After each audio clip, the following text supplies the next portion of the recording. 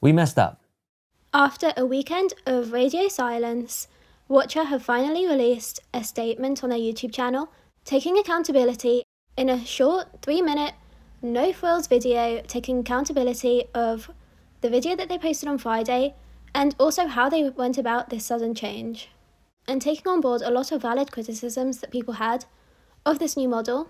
Obviously, the backlash to their original video was huge, with long-term fans of the show basically being told that they're going to be unable to watch episodes anymore if they don't pay $6 a month to continue to support the boys. And also, I think that the way they said it made it seem that unless you pay $6 a month, you're not a true fan and don't really want to help them on their quest for creative freedom.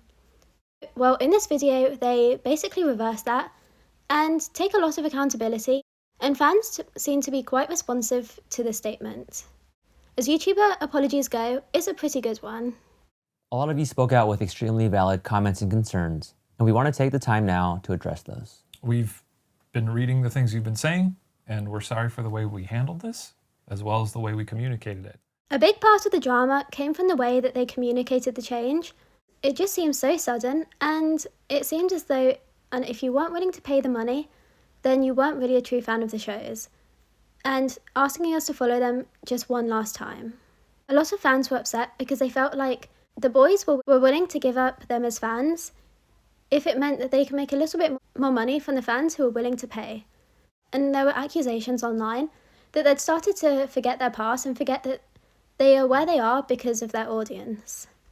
So some of the statements that they made in this video came across quite nicely, and it does seem like they haven't forgotten that. You are the reason why we've been able to do anything at this company. You helped us every step of the way when we left BuzzFeed to start Watcher at the top of the pandemic in 2020. You've supported us in so many ways by watching our content, attending our live shows, buying our merch, becoming members of our Patreon, and giving words of encouragement over the... Some of the problems came around them saying that it was $6, so affordable for everyone, when for some people that's not affordable, and for others it's not worth the money because they were pricing themselves up there with Netflix and Spotify and Disney+.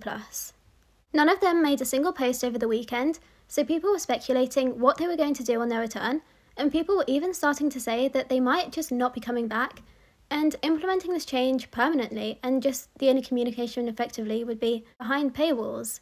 So this proves it's not the case, and they were coming up with a plan, and it's so interesting the tone of this video compared to the one that they posted just 3 days ago. What's this price? You can become a member of Watcher for $5.99 a month or $59.99 a year. We want to keep the price low enough where anybody and everybody is able to afford it, but it also has to support the things that we do here. So that was the number that just made the most sense for the streamer. And look, you can share it, with your friends. We also want to deeply apologize for our ignorance around the impact of the cost.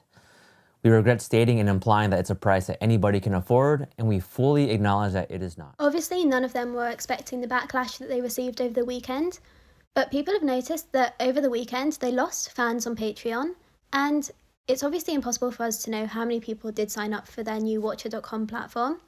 But I do wonder if this is a commercial decision, or if it literally is that they've realised, because of the backlash, actually this wasn't the best idea, and as such, they even made a statement saying that they're going to be reverting some of the changes and that they'll still continue to post on YouTube. We're making some changes to ensure that there's a way for our community to continue watching our content for free. If you want to watch our shows early and ad-free, you can catch them on the Watcher platform a month earlier. After that, you'll be able to watch our shows on YouTube for free. What's interesting is in this video, they say that if they were to stay on YouTube, they would have to close because their current business model isn't sustainable. And some people were saying on the comments that now that they live in LA, they have good lifestyles, and it seems like they aren't strapped for cash. So people are asking how this is possible, because surely a channel of their size is making good money. We faced some incredibly challenging decisions. We didn't want to compromise our content to ensure they met advertising requirements. And we definitely did not want to lay people off that have brought Watcher to life behind the scenes. And we didn't want to bring Watcher to a close. which would have happened if we stayed solely on YouTube. Seems like they have hopes to make shows that wouldn't necessarily be profitable on YouTube because they wouldn't achieve views that would make them worthwhile to create. And on that regard, I understand why it would be useful to have them on Watcher, but maybe they could have stuck to shows like that and kept the remaining shows like Ghost File and Mystery Files, which are clearly hugely popular, and kept them on YouTube.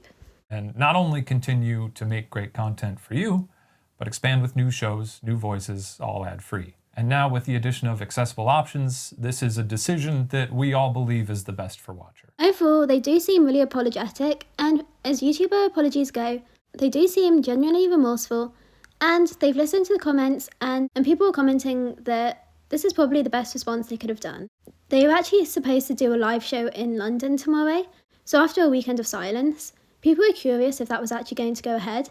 But now that they've made this comment, it seems like it will be, and it'd be interesting to see how it goes down. We hope you'll be patient with us through these mistakes, and we remain incredibly sorry that they were made in the first place. We look forward to continuing to make shows and introducing all the incredible things that we've got planned for the platform alongside YouTube. And in the meantime, we are forever grateful to all of the people who make up our community, and we hope that you consider joining us in this next chapter of our journey, whether that's on YouTube or on the platform. So it's safe to say that this video went down a lot better than the original one, and people are grateful that they're changing their subscription model, saying the early access model sounds a whole lot better. I'm glad they actually listened to their audience and took accountability. Best apology video I've seen. Okay, I'm down with this. They took responsibility for their F-up and realised how crappy they delivered the message beforehand. Thanks for listening to us. So people are definitely grateful that they actually listened to the comments for once, took it on board, and have adapted accordingly. So well done to Watcher. Now that sounds like a more sustainable model. Make it an opt-in if you have the means and want to support us further thing, not a pay money or you'll never see us again thing. So it seems like they might have been able to save themselves with this move, and it was probably the best decision that they could have done after the backlash of Friday's video. It's clear at least that Watcher has listened to fans and taken on board what everyone has been saying, and as YouTuber apologies go, it's a pretty good one. They seem genuinely remorseful and seem to be taking accountability of the change and how they presented the change so suddenly to everyone. And it seems that generally the audience has been receptive to their statement, so it remains to be seen if they're able to repair the community that they once had, or if it's broken forever. So let me know how you found this apology. Will you continue to support them, or was this apology not enough?